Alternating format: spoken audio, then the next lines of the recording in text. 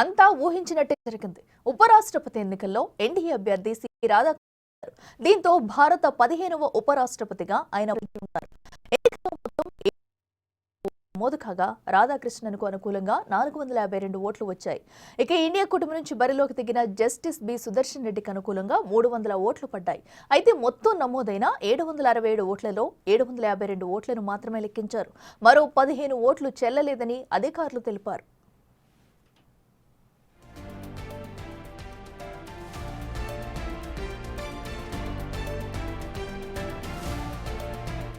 అయితే ఇక్కడ ఇంట్రెస్టింగ్ విషయం తెలుస్తుంది. నిజానికి ఈ ఎన్నికల్లో ఇండియా కూటమి అభ్యర్థిని నిలబెట్టింది ప్రజాస్వామ్య పరిరక్షణ కోసమని తెలిపింది. క్రాస్ ఓటింగ్ పై నమ్మకం పెట్టుకుంది. కానీ అనూహ్యంగా ఆ క్రాస్ ఓటింగ్ ఎన్డీఏకు ఉన్నట్టు అర్థమవుతుంది. ఎందుకంటే ఎన్డీఏ బలం 445 మాత్రమే. కానీ 452 ఓట్లు సిపి రాధాకృష్ణన్కు పడ్డాయి. ఇక 15 ఓట్లు చెల్లకుండా పోవడం దారుణమని చెప్పాలి. ఇరు కూటములు ఓటు ఎలా వేయాలనే దానిపై నేతలకు వర్క్షాప్లు నిర్వహించాయి. అయినా కానీ 15 ఓట్లు చెల్లకుండా పోయాయి. ఈ ఎన్నికలకు బీజేడీ, బీఆర్ఎస్, అకాలీదళ్, ఒక స్వతంత్ర ఎంపీ దూరంగా ఉన్నారు. విపక్ష సభ్యులు మాత్రం 100% ఓటింగ్కు హాజరయ్యారని కాంగ్రెస్ సీనియర్ నేత జైరాం రమేష్ తెలిపారు. ఇక నూతనంగా ఉపరాష్ట్రపతిగా బాధ్యతలు స్వీకరించబోతున్న సిపి రాధాకృష్ణన్ 1957లో అక్టోబర్ 20న జన్మించారు. బిజినెస్ అడ్మినిస్ట్రేషన్లో బ్యాచిలర్ డిగ్రీ పొందారు. తమిళనాడుకు చెందిన సిపి రాధాకృష్ణన్ కోయంబత్తూరు నుంచి 1998-99లో 2 సార్లు ఎంపీగా ఎన్నికయ్యారు. తమిళనాడు బీజేపీ రాష్ట్ర అధ్యక్షుడిగాను సేవలందించిన ఆయన 2023 ఫిబ్రవరి 12న జార్ఖండ్ గవర్నర్గా బాధ్యతలు నిర్వర్తించారు. తెలంగాణ గవర్నర్గా పనిచేసిన తమిళ్ సై రాజీనామాతో రాధాకృష్ణన్కు తెలంగాణ గవర్నర్గా అదనపు బాధ్యతలు అప్పగించారు.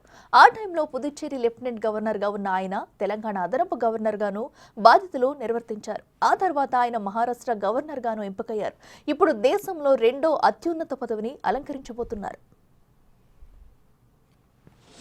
The counting of votes commenced at 6 p.m. The ballot box was opened in the presence of the authorized representatives of the contesting candidates, election observers and the counting officers, whom I had appointed to assist me in counting of votes. The ballot papers taken out were first scrutinized. The valid and invalid ballot papers and one postal ballot paper was also received, were segregated, and the valid ballot papers were distributed according to the first preference vote secured by each candidate.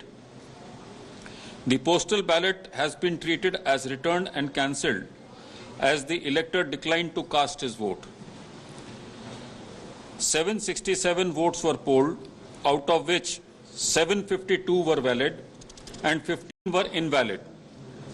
The quota sufficient to get a candidate elected as vice president was determined by dividing the total number of first preference votes secured by both the candidates by 2 and then adding 1 to the quotient. The said quota was 377. As all of you are aware, the value of votes for the presidential election is 1. Shri Bucci Reddy Sudarshan Reddy has secured 300 first preference votes and Shri C.P. Radhakrishnan has secured 452 first preference votes.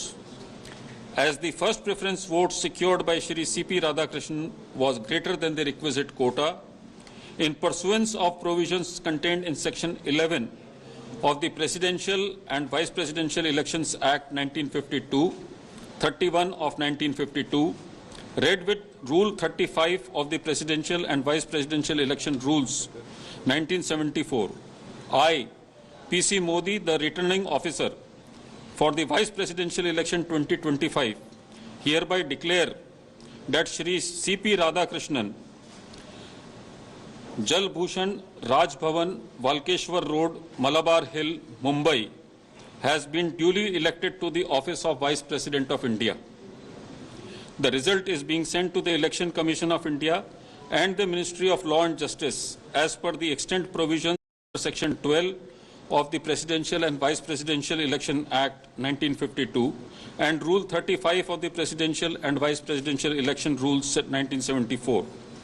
Overall, the 17th Vice Presidential election was conducted in a free, fair and orderly manner. I would like to take this opportunity to thank the candidates and their authorized representatives for the cooperation which facilitated early completion of the proceedings. Thank you. ఢిల్లీలో